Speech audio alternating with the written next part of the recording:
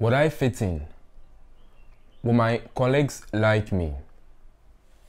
How am I the one doing this job?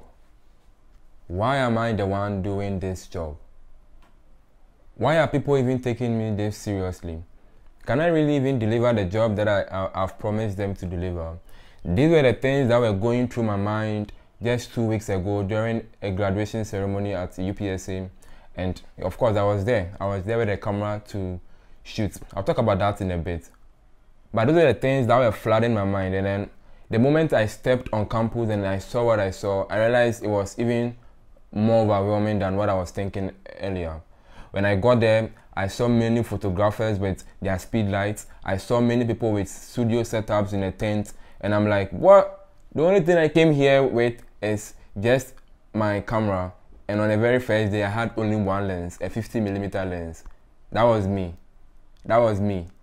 And then all my confidence just went straight to the ground. I was standing there and I'm like, I don't think maybe I should do this work. Maybe I should just tell them that, okay, you know something, just book another photographer and then work with.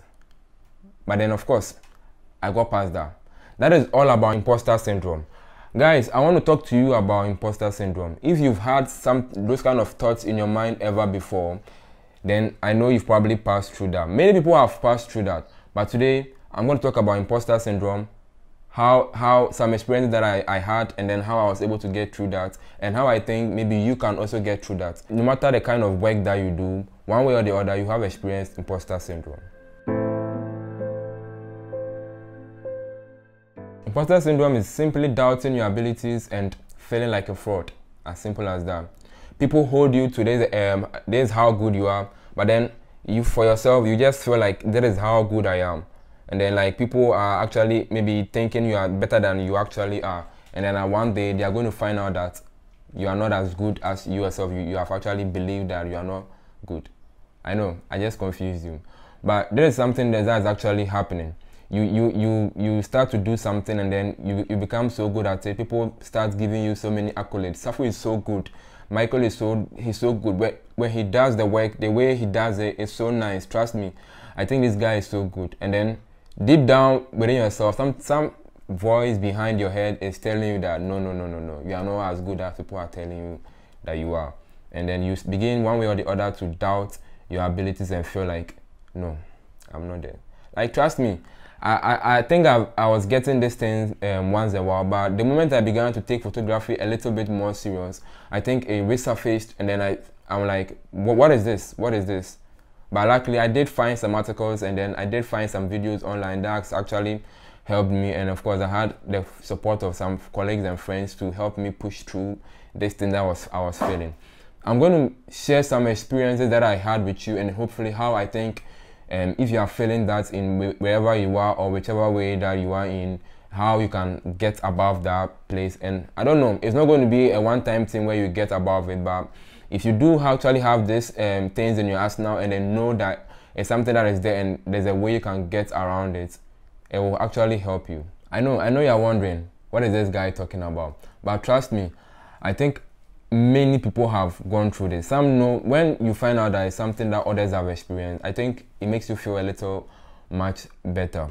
Like if you found out that Albert Einstein, no, not this one, I mean Albert Einstein had some sense of imposter syndrome. When you raise your head and you look at tennis and you find out that Serena Williams had imposter syndrome and stepped up and shared her experience about imposterism. When you find out that Cheryl from Facebook also had imposter syndrome and shared her experience. When you heard that Howard from Starbucks Howard, let me just say it that way, also had some level of imposter syndrome. And many more other people who are in this world and are actually great achievers, or let me say, many people who are on the road of achieving also had this sense of imposter syndrome. And then you realize that, okay, you are not alone, and then probably listening to them and how they were able to deal with it is something that actually helps. Let me tell you about some experiences that I had where I faced a lot of imposterism. But the truth is that for most people, imposterism is part of maybe learning or getting into a new profession, something that you are new to. That is when people face lots of imposterism. And also, when you get to the point where, let me say you are at the very top level, that's also when the imposterism starts to arise the more. Those are the two places.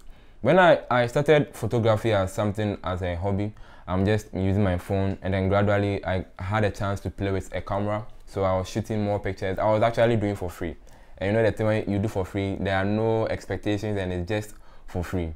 But then one time I said, okay, I think now I'm ready to start earning, because when I do take the pictures and show it to my friends, they are so happy. And I'm like, oh, this time I'm really going to I think I'm ready to get paid. I take pictures and then I show it to my friends. I'm like, okay, I think now I'm ready to get professional with this photography. But the idea of being a professional photographer was like a very big standing block in my mind, where now I'm charging you for the pictures I'm taking. So you expect some level of quality from my pictures. And then I feel like if I don't live up to the standards that some of the photographs I've seen from some of the very good photographers out there, then it means I'm not really doing a good work. And then, like, how are you paying me? Why didn't you just walk up to those people? And then I'm like destroying my brand. I don't know, but it was all in my head. But I still took some bold steps. I was making some little money here and there. But then graduation came. UPSA, what was it? Is it 14th congregation? I don't know. I graduated, but then I can't really tell. And I'm like, okay, I'm not going to shoot because this time I'm graduating, so I'm not going to shoot. But then after we had 4 sessions, after the first session, I'm like, whew, I need some money, you know, to support the preparation for the graduation. So I'm going to take some gigs. I spoke with a colleague of mine, a very good friend, and then we put some stuff together. I had a friend, I reached out to him to rent a camera. He gave the camera to me, let me say, for like almost free. Let me just say almost free. He wants to just help a friend out. And I'm like, yeah, I'm ready to shoot. I'm very ready to shoot. And he spoke to some 2 people. Some other people reached out to me about wanting me to take care of their photography, and I was so happy about that.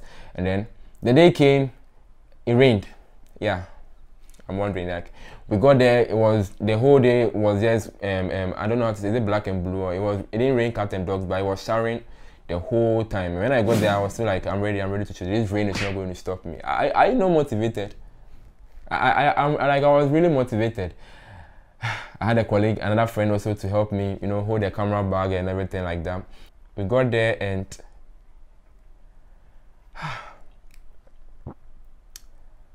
I just saw other photographers coming in with bags of equipment and a team. Some came with teams, and I'm like, I look around and then I'm like, whoa, what am I doing here? Am I qualified?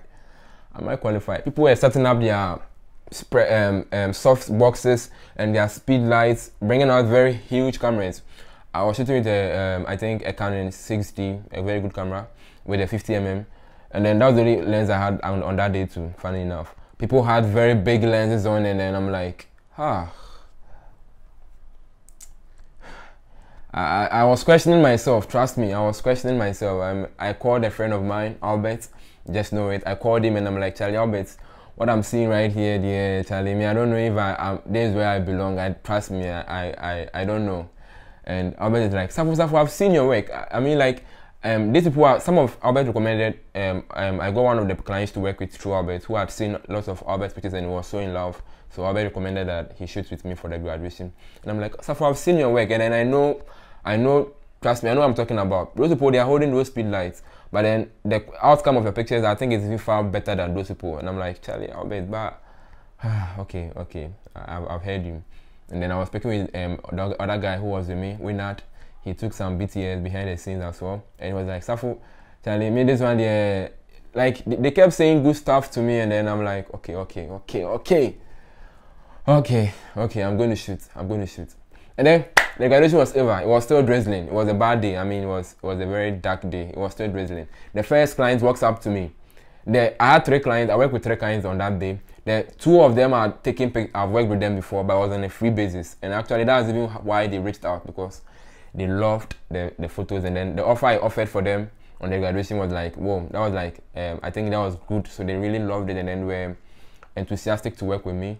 Kennedy walks up to me, the client I had not worked with but recommended, who got to me through some works, some of my works he had seen. I'm not sure he had a problem with me, but I think he was with his parents, and his parents were looking around at the other photographers and how they had speed lights and soft boxes, and some even had studios.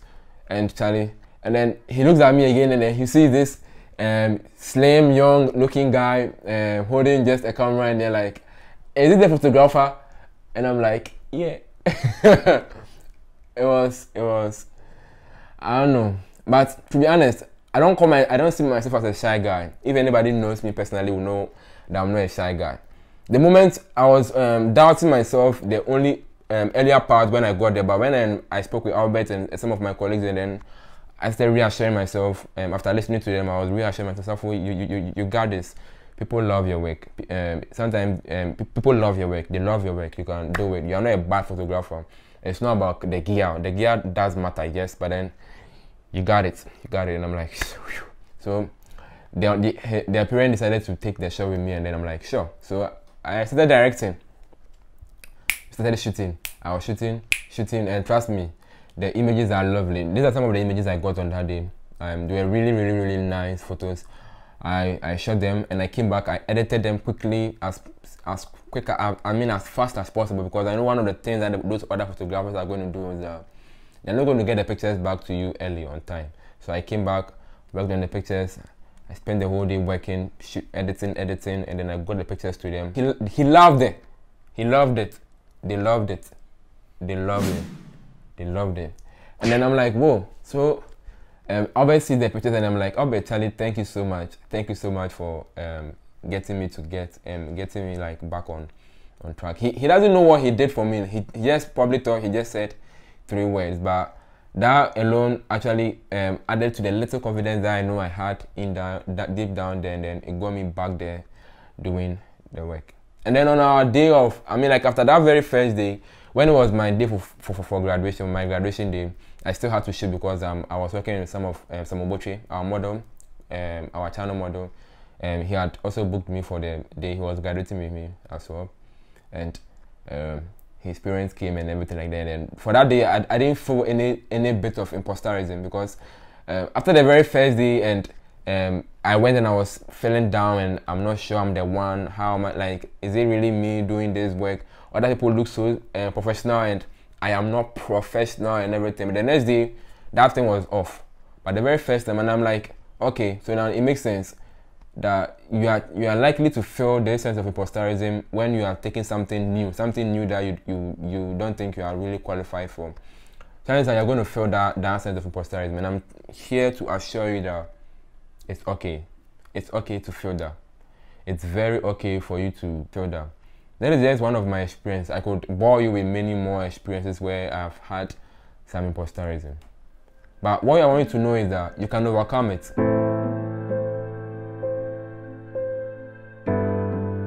So how do we get over this imposterism? Or how do you strike through that wall of imposterism when it comes? And I can tell you the number one, support, social support is key.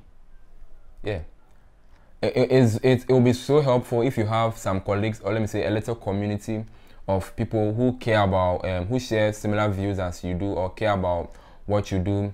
For them, so that you guys can just share about your experiences, take each other's advices, and then praise each other's accomplishments, and also be there to support each other when someone is going through that little trance of imposterism. That for me, I think worked for me. If not for what my guys told me for that particular day, I'm sure I would have even, if I go to that extreme, I could have just cancelled the whole thing and then gone back home and then everything. Even though I'll be the one at loss because I've actually rented a camera. But yeah, it can get better, and social support is very, very important. The other thing you can also do is to share your experiences. Get out there, write a blog, share your experiences. You can, like I'm doing right now. I think I wanted to do this because not only is it helping me to get over it, but it's going to help somebody out there who maybe might be experiencing it and has not even figured out what that is yet. Share your experiences, and then hopefully you get there. All the big names that you know, Albert Einstein. Listen to what Serena Williams said. Listen to what Lady Gaga said. listen to what Emma Watson said, listen to what Starbucks Howard said, listen to what Cheryl from Facebook said. They all came out there and then decided to share their experiences. And that is a way that will help you just break through that wall of imposterism. If you are out there, you are a creator, you are a professional, you are a student, you are an amateur, you are self-taught, you are trying to learn something new, and then you feel like, oh man, I don't think I'm that good at this. I want to tell you that don't stop. I want to tell you not to stop. I want to tell you to keep doing it, and know that that little sense of imposterism that you are feeling is something that I share. It's something that many people that you look up to have shared, and then it does get better. It does get better. Please drop a thumbs up on this video. I mean, like this video so that it can reach out there to the many people out there in this community who I don't know whether this video will help, but then I'm still doing it anyways. And without much ado, guys, I'm going to catch you in the very next video. Peace.